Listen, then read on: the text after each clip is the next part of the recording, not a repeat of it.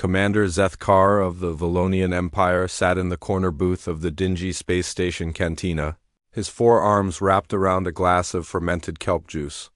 The amber liquid had grown warm hours ago, but he couldn't bring himself to drink it. Every time he lifted the glass, his hands shook with memories he couldn't escape. The cantina buzzed with the usual mix of traders, smugglers, and drifters from across the galaxy. Most gave the scarred Valonian warrior a wide berth. His reputation preceded him wherever he went, the hero of the Terran War, the alien who had witnessed humanity's darkest hour and lived to tell about it. But Zethkar knew the truth. He was no hero. He was a coward who had run when his duty demanded he stay and fight. A young Valonian officer approached his table, her ceremonial armor gleaming under the cantina's harsh lights. She carried herself with the confidence that only came from never seeing real combat. "Commander Zethkar? I'm Lieutenant Vexana from the Imperial Academy.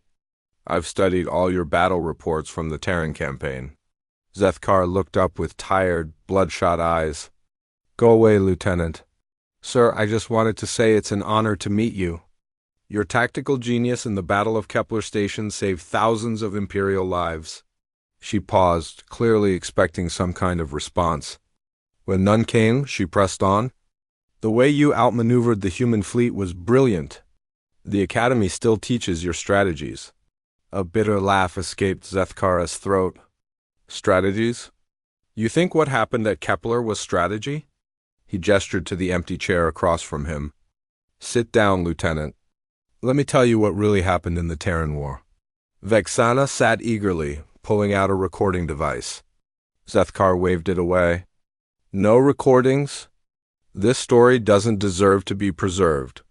The lieutenant reluctantly put the device away, her eyes bright with anticipation. She had no idea what she was about to hear. 20 years ago, I was just like you," Zethkar began, his voice hollow. "Fresh from the academy, convinced that the Valonian Empire was the greatest military force in the galaxy. We had conquered 47 worlds without ever losing a major battle. Our technology was superior, our tactics flawless, our warriors brave." He took a sip of the warm kelp juice and grimaced. "Then the Imperial Senate decided to expand into human space. Terra was just another primitive world full of backwards creatures who barely understood space travel. The humans had only been off their planet for maybe 200 years. We had been sailing between stars for over 3,000. The initial intelligence report said the humans were weak," Zethkar continued. "They fought among themselves constantly. Their military technology was centuries behind ours. Their ships were slow and clunky. Their weapons were crude projectile throwers instead of proper energy weapons." Vexana nodded enthusiastically. "Yes, sir. The pre-war assessments classified them as a Level 2 civilization, barely worth the Empire's attention. Those assessments were written by fools who had never actually fought a human." Zethkar's voice grew darker. "I was part of the advanced fleet that entered the Sol system. 50 of our finest dreadnoughts against maybe 20 human vessels guarding their homeworld." He stared into his drink, seeing ghosts in the amber liquid. "Admiral Cothran was so confident of victory that he broadcast our demands for surrender on all frequencies. He gave them one rotation to evacuate their military installations and prepare for occupation. The humans didn't respond for 18 hours. We thought they were paralyzed by fear. Then their fleet commander, a human called Admiral Chun, sent a single message back. 'Come and take it.'" Zethkar laughed, but there was no humor in it. 3 words. "That's all? We should have known then what we were dealing with." "The battle began at dawn on the 3rd planet. Earth, they called it. Our ships moved into standard formation, energy shields at maximum, weapons charged. The human fleet looked pitiful by comparison. Their ships were smaller, slower, made of metal instead of our bio-grown hulls. Admiral Cothran ordered the usual opening barrage, a show of force to demonstrate our superiority. Our particle beams lit up space like a festival celebration. When the light faded, we expected to see human ships scattered and broken." Zethkar paused to wet his throat. Instead, every human vessel was still intact. Their primitive metal hulls had absorbed hits that should have vaporized them, and then they returned fire. Their weapons were kinetic, metal slugs fired at incredible velocity. We had faced kinetic weapons before from other species, but nothing like this. The humans had somehow accelerated chunks of depleted uranium to nearly 20% of light speed. When those projectiles hit our ships, they didn't just penetrate our shields, they went straight through them like they weren't even there. Vexana leaned forward, fascinated despite herself. But surely our superior numbers and technology gave us the advantage? That's what we thought, Zethkar replied grimly. Admiral Cothran ordered a full assault. All 50 ships, weapons free, maximum aggression? We had never lost a fleet engagement. Ever. The humans split their formation in ways that made no tactical sense. Half their ships accelerated directly toward our fleet, a suicidal charge that should have resulted in their complete destruction. The other half disappeared? Vexana asked. Stealth technology we had never seen before. Our sensors showed empty space, but human ships were there, moving around our flanks like ghosts. While we focused our fire on the ships charging us head-on, the stealth vessels hit our rear guard. Zethkar's hands began to shake again as the memories flooded back. The humans didn't fight like any species we had ever encountered. They didn't try to disable our ships or force surrender. They went straight for kill shots. Every human weapon was designed for maximum destruction. I was commanding the cruiser Eternal Glory when the stealth ships appeared behind us. One moment, my rear sensors showed clear space. The next moment, 3 human vessels were firing those terrible kinetic weapons directly into our engine cores. The ship next to us, the Warrior's Pride, took a direct hit to her reactor chamber. I watched 800 Volonian warriors die in a ball of plasma that lit up half the system. The humans didn't even slow down. They kept firing until there was nothing left but expanding gas and debris. The lieutenant had gone pale. Surely your ship's defenses ... were useless, Zethkar finished. Our energy shields were designed to stop energy weapons, not solid matter traveling at relativistic speeds. Our armor could withstand plasma bolts and particle beams, but not tungsten rods accelerated to 20% of light speed. The worst part wasn't the weapons, though.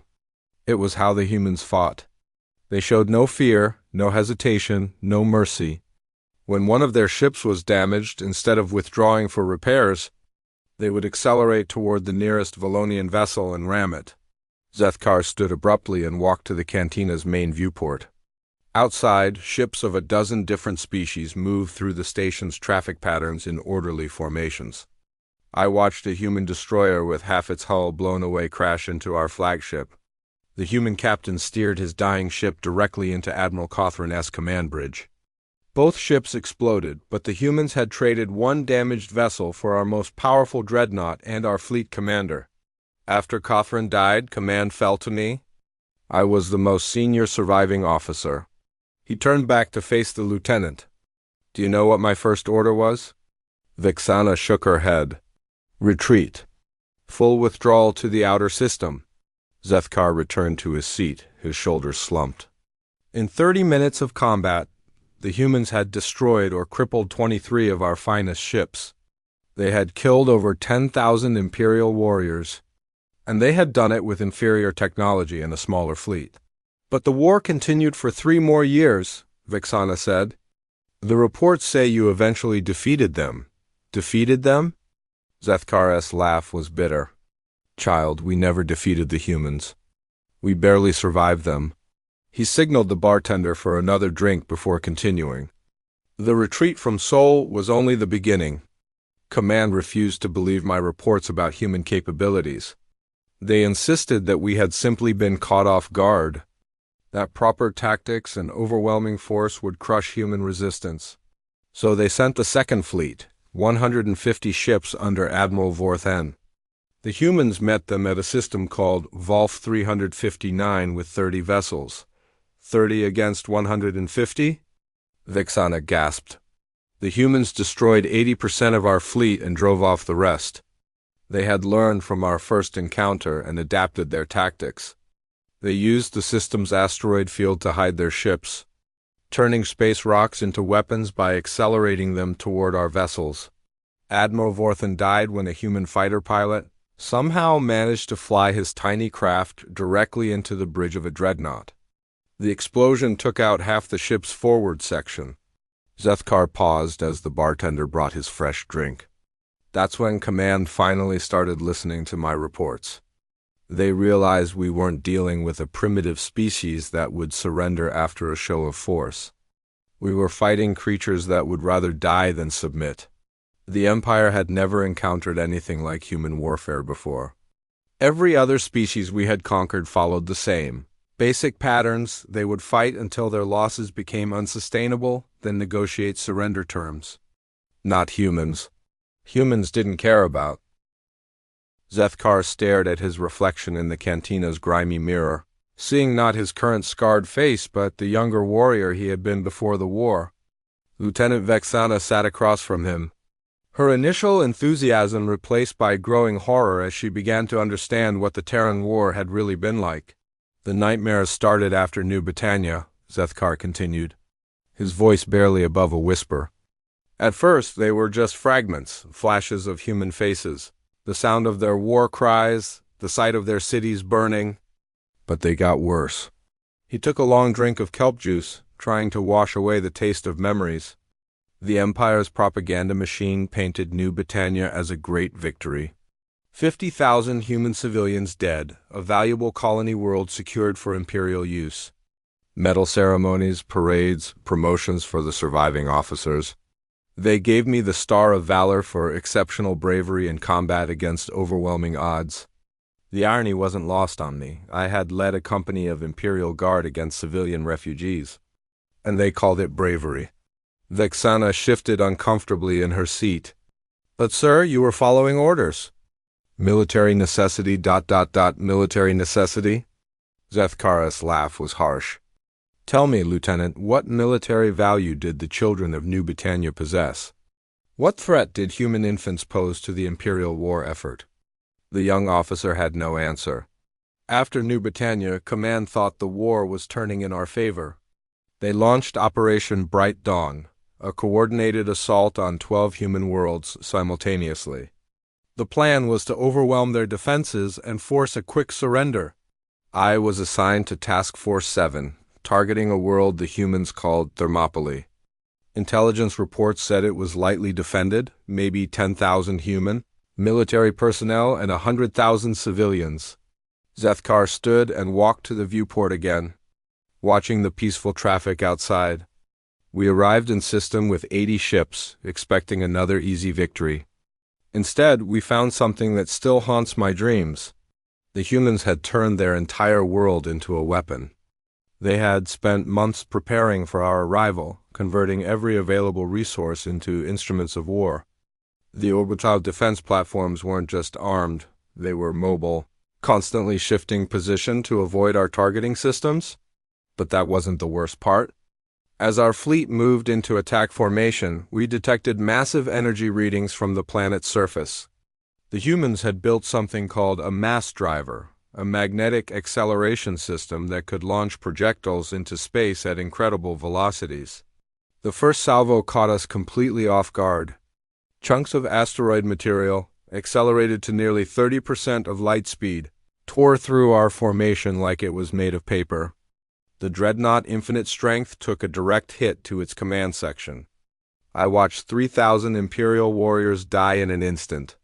Zethkar returned to his seat, his hands shaking as he reached for his drink. Admiral Kexthara ordered immediate withdrawal to long range and called for reinforcements. But the humans weren't done with us. They had hidden ships throughout the system, not just stealth vessels, but actual asteroid habitats converted into mobile battle platforms. As we tried to retreat, they emerged from hiding and began coordinating attacks with their planetary defenses. The humans had learned to fight like a hive mind. Their ships, their planetary weapons, even individual soldiers, they all moved with perfect coordination. No wasted effort, no confused orders, just ruthless efficiency. Lieutenant Vexana leaned forward.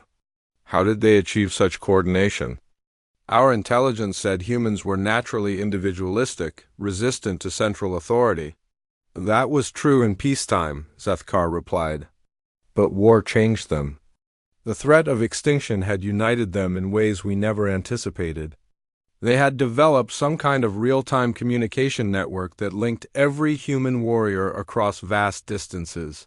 During the battle for Thermopylae, I intercepted some of their military communications. What I heard still gives me chills. Human soldiers on the surface were relaying tactical information to their orbital platforms. Ship captains were sharing targeting data with ground-based artillery. Even civilian technicians were contributing to the war effort. They fought like a single organism with billions of eyes and countless weapons. Every human was a sensor, every human was a warrior. Every human was willing to die for their species' survival. Zethkar paused to collect his thoughts, the memories flooding back with painful clarity. The siege of Thermopylae lasted 6 months. We lost 43 ships and nearly 30,000 warriors trying to crack their defenses. In the end, we only succeeded because Admiral Kexthara authorized the use of orbital bombardment weapons. We turned the entire planet into glass, he said quietly. Every city, every military installation, every living thing on the surface, all of it reduced to radioactive slag. 110,000 humans died in the bombardment, including 10,000 of their best soldiers. But even that wasn't enough for them to surrender. As our ships moved in to secure the system, we detected massive explosions throughout the asteroid belt. The humans had rigged their mining operations to deny us any resources. They destroyed billions of credits worth of rare metals rather than let us have them. Vexana looked pale. They poisoned their own world rather than surrender it? That's when I began to understand what we were really fighting, Zethkar said. This wasn't a normal war between competing civilizations. This was a species fighting for its very existence, and they would rather destroy everything than live as our subjects. The reports I filed after Thermopylae recommended immediate peace negotiations. I argued that the cost of conquering humanity would exceed any possible benefit. Command ignored my recommendations. Instead, they escalated. Operation Final Solution called for the complete extermination of the human species. No more attempts at conquest or occupation, just systematic genocide of every human world. Zethkar's voice became barely audible. I was given command of my own task force, 25 ships assigned to sterilize a system called Stalingrad. Intelligence said it was a major human industrial center with limited military defenses. We jumped into the system expecting to find factories and civilian populations. Instead, we found hell itself. He stood abruptly and began pacing, unable to sit still as the worst memories surfaced. The humans had been expecting us. They had spent months turning Stalingrad into the ultimate fortress. Every moon, every asteroid, every piece of space debris had been weaponized. But the real shock came when we tried to establish communications with the surface. Instead of military commanders or government officials, we were contacted by children. Vexana gasped. Children? Human offspring, some barely old enough to speak properly. They had organized themselves into what they called a children's crusade. Every adult human in the system had died fighting our forces at other worlds. Only the young ones remained. They spoke to us in perfect Valonian, their small voices carrying across space with absolute defiance. We are humanity's future, they said. Come and try to take it from us. Zethkar stopped pacing and gripped the back of his chair. You understand what that meant, Lieutenant? We were being challenged to combat by human children who couldn't possibly pose any real threat to our forces. I tried to offer them terms for surrender. Safe passage to neutral space, relocation to non-military worlds, anything to avoid what Command was ordering me to do. But they refused. The leader of their group was a human female named Sarah Chun, Admiral Chun's granddaughter, we later learned. She couldn't have been more than 12 years old by their standards. But she spoke with the authority of an experienced military commander. She told us that humanity would never surrender. Never submit, never stop fighting as long as a single human remained alive. She said that death was preferable to slavery, that freedom was worth any sacrifice. Then she did something that still haunts me 20 years later. She sang. Zethkar's voice cracked with emotion. This little human child, facing annihilation by an overwhelming alien force, began singing an ancient battle hymn from her people's history. Other voices joined in from across the system, thousands of human children singing together as they prepared to die. I had killed adult human warriors without hesitation. I had watched human cities burn without remorse. But listening to those children sing their defiant song as they faced certain death, that broke something inside me. Command was screaming over the communications channel, demanding that I begin the orbital bombardment. The other ship captains in my task force were waiting for orders.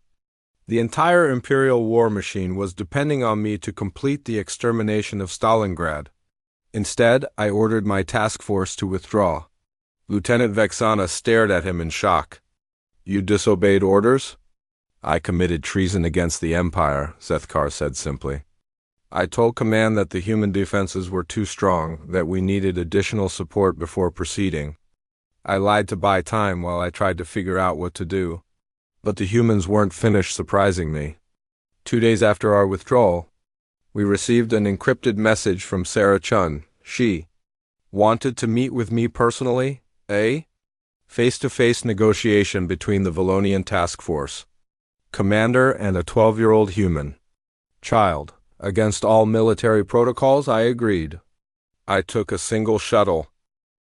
The cantina had grown quieter as the evening wore on. Most of the other patrons had left, leaving only Zethkar and Lieutenant Vexana at their corner table. The young officer sat transfixed as the veteran commander reached the climax of his story. The deal I offered Sarah Chun was simple, Zethkar continued, his voice heavy with emotion. My task force would withdraw from the Stalingrad system and report that the human defenses were impregnable. In exchange, she would help me make contact with the human military command to arrange secret peace negotiations. But Sarah surprised me again. She rejected my offer. Vexana looked confused. Why would she refuse a chance for peace? Because she understood something I hadn't considered. The Empire would never accept a genuine peace treaty with humanity. Our entire civilization was built on the concept of imperial superiority. Admitting that humans could fight us to a standstill would undermine everything the Empire stood for. Sarah was right, of course. Even if I could convince Command to negotiate, any treaty would be temporary. As soon as the Empire rebuilt its strength, the war would resume. The only way to ensure human survival was to make the cost of continued warfare absolutely unbearable. Zethkar paused to take a drink, his hand steadier now as he approached the end of his tale. Instead of my plan, Sarah proposed something far more ambitious and terrifying. She wanted my help to launch a direct assault on the Imperial core worlds. You mean an attack on our home system? Vexana gasped. Not just an attack, a demonstration. Sarah had been in communication with human forces across the galaxy, coordinating a massive operation that would prove humanity couldn't be exterminated. They were planning to strike at the heart of the Empire itself. The humans had been building their forces in secret throughout the war. Every defeated human fleet had left behind stealth ships and hidden bases.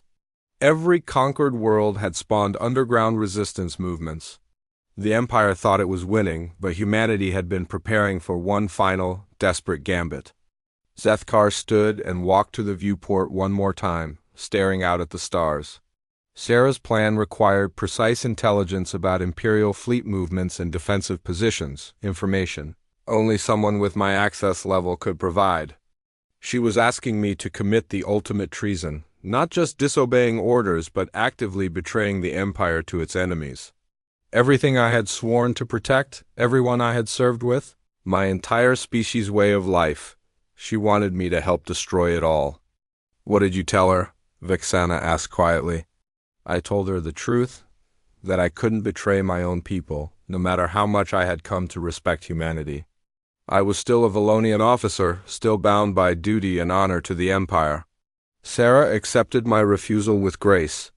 She thanked me for considering her proposal and wished me well in whatever decision I ultimately made.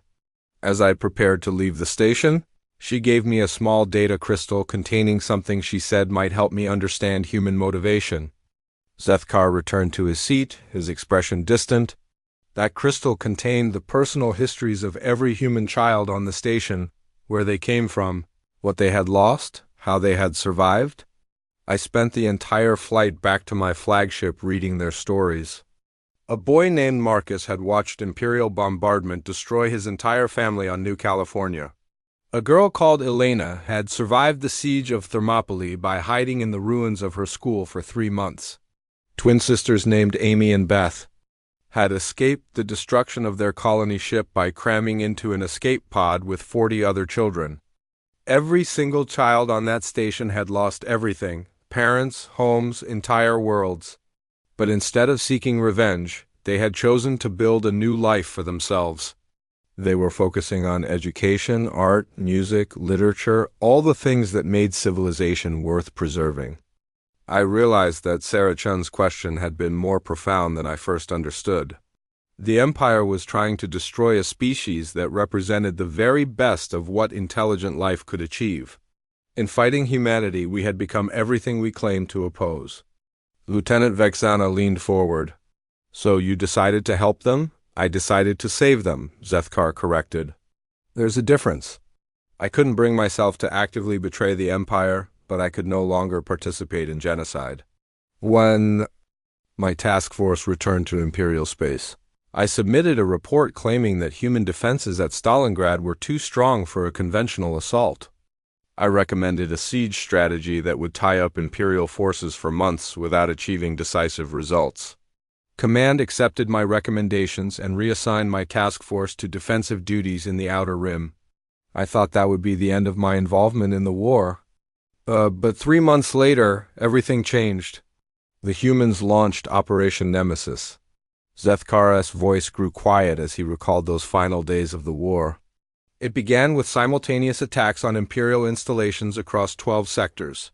Human stealth fleets emerged from hiding and struck at supply convoys, communication relays, and orbital manufacturing platforms. But the real shock came when a human battle group appeared in the Valonian home system itself.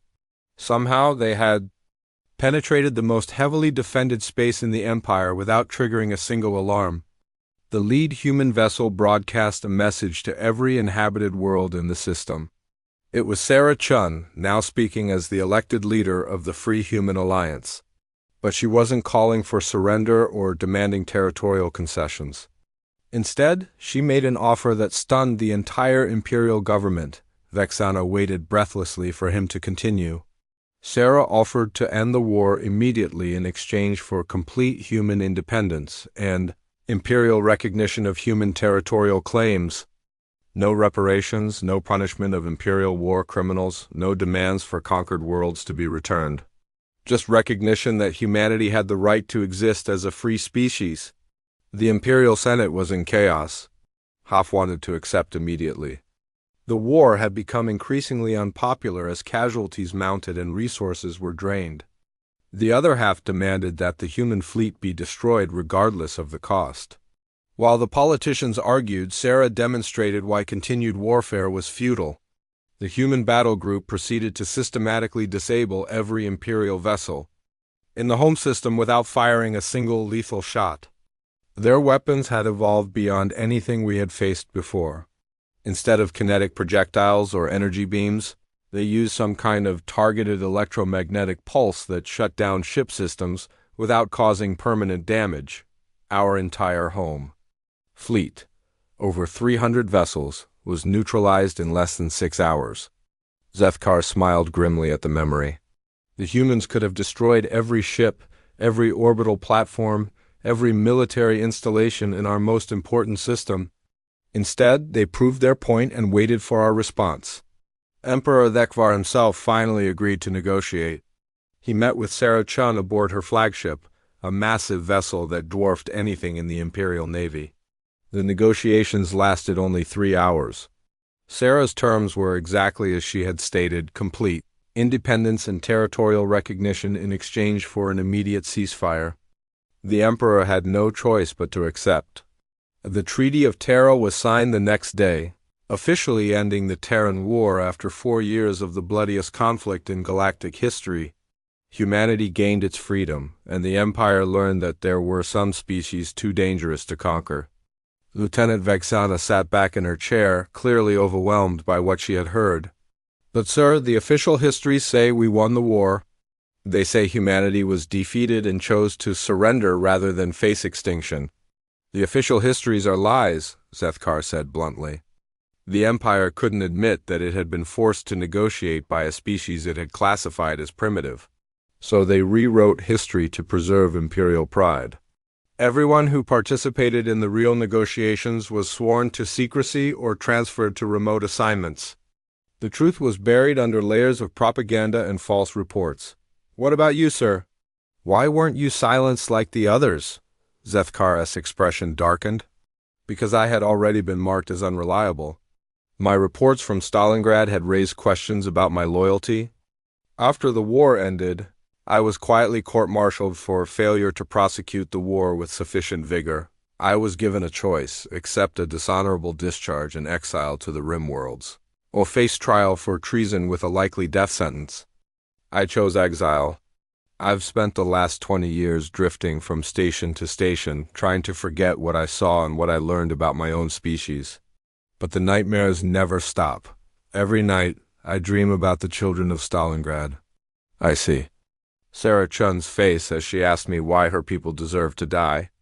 "I hear the voices of human warriors crying out as their worlds burned. The Empire calls me a hero, but I know the truth.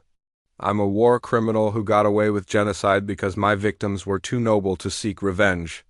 Lieutenant Vexana stared at him in shock.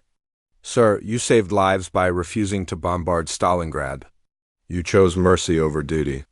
"I chose cowardice over honor," Zethkar corrected. "A true warrior would have found a way to save those children without betraying his oath.